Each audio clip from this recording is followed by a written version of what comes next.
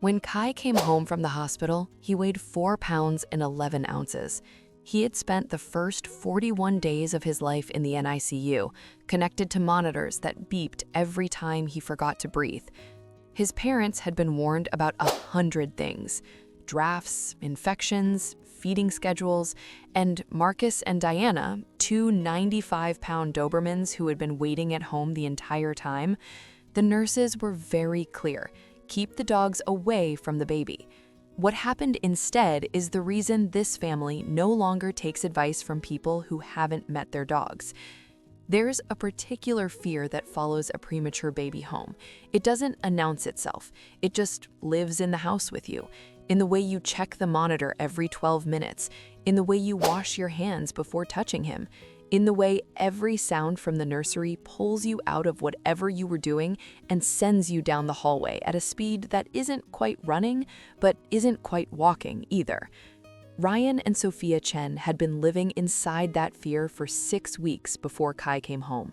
6 weeks of NICU visits, of watching their son through incubator glass, of learning to read monitors and asking questions they were terrified to ask. Kai had been born at 31 weeks, 4 pounds, 11 ounces. A fighter, the nurses said, which is what they say when they mean he's going to need to work for it. Through all of it, Marcus and Diana waited at home. 2 Dobermans, littermates. Marcus was 95 pounds of black and rust muscle, precise and watchful, the kind of dog who tracked every movement in a room without appearing to move his eyes. Diana was slightly smaller, quicker, with a way of positioning herself in doorways that Ryan had always found quietly funny, like she had decided that doorways were her responsibility and nobody had told her otherwise. They had been with Ryan and Sophia for 3 years. They knew the house, they knew the routines, they knew, in the particular way dogs know things, that something had changed in the weeks before Kai arrived. The nursery that had been off limits suddenly smelling different, the 2 humans moving through the house with a new kind of weight. When Ryan and Sophia brought Kai home, the NICU nurses had been gentle but clear. Large breeds and newborns, immune systems, risk factors. Keep the dogs separated, at least at first, at least until he's stronger. Ryan nodded. Sophia thanked them. They drove home and opened the front door. Marcus was at the door before they were inside. Not jumping, not barking, just there, present in the way a very large, very still thing is present, his dark eyes moving from Ryan to the car seat in Sophia's arms. Diana appeared behind him, positioning herself to the left, her head lowered slightly.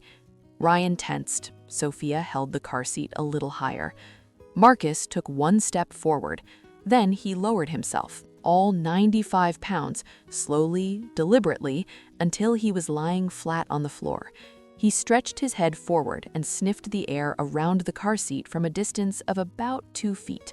Once, twice. Then he looked up at Sophia, and his tail moved, just once, slowly. Diana made a sound, not a bark, something quieter, something that seemed to come from the back of her throat, and lay down beside Marcus. Ryan and Sophia stood in their own doorway for a long moment, not quite sure what had just happened. "I think they understand," Sophia said. Ryan didn't say anything, but he didn't move to separate the dogs either. The first 2 weeks were careful. Marcus and Diana were never left alone with Kai, but they were never shut out either. They established their own system without being taught one. Marcus took the nights. He would position himself outside the nursery door after Sophia's last feeding, not blocking it, just present, facing the hallway. If Kai stirred, Marcus stirred first. Sophia would wake to find him already standing, already oriented toward the crib, already waiting. Diana took the days. She moved through the house in Sophia's shadow during daylight hours, close but not intrusive, always leaving exactly enough space. When visitors came, and visitors always came with their loud voices and their reaching hands and their well-meaning chaos, Diana placed herself between the carrier and the room without being asked. Ryan's mother visited in week 3 and said with complete sincerity that the dogs were making her nervous. Ryan looked at Marcus lying quietly beside the couch, at Diana sitting calmly in the doorway, and said, "They're making me the opposite of nervous." His mother didn't bring it up again. Some families have 2 dogs. Some families have a system. This family had both, and they didn't design it. It arrived on its own. If you know someone who still believes the warnings over the evidence, share this story with them today. You're still watching, but I can see you haven't subscribed yet. Honestly, that stings a little. Everything we do is for stories exactly like this one. Hit subscribe right now.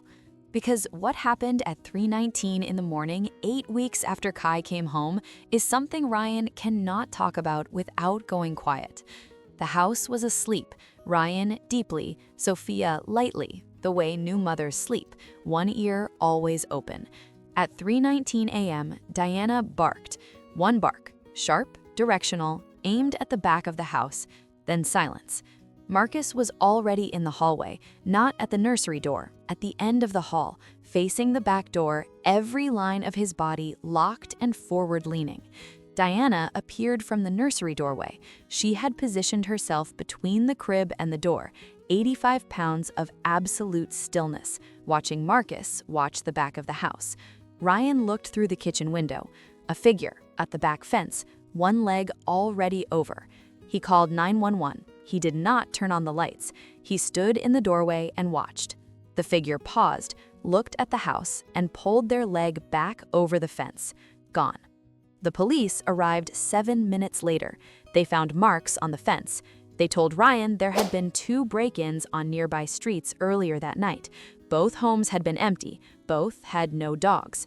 One officer looked at Marcus, still standing at the end of the hallway, and said, "What breed?" "Doberman," Ryan said. The officer nodded slowly. "That explains it. 4 pounds, 11 ounces, 31 weeks, 41 days in the NICU, and now 2 95-pound Dobermans who had decided, without being asked, that this boy was theirs to protect. The nurses had said keep them away. Ryan went to bed that night knowing something no monitor or checklist had ever told him. He already had the best protection in the world. It had 4 legs, and it had known before he did. Kai is 14 months now. He crawls toward Marcus and Diana like he decided they are furniture he owns. They let him, every time. Marcus still takes the nights, Diana still takes the doorways, and every morning Ryan comes downstairs to find the same thing.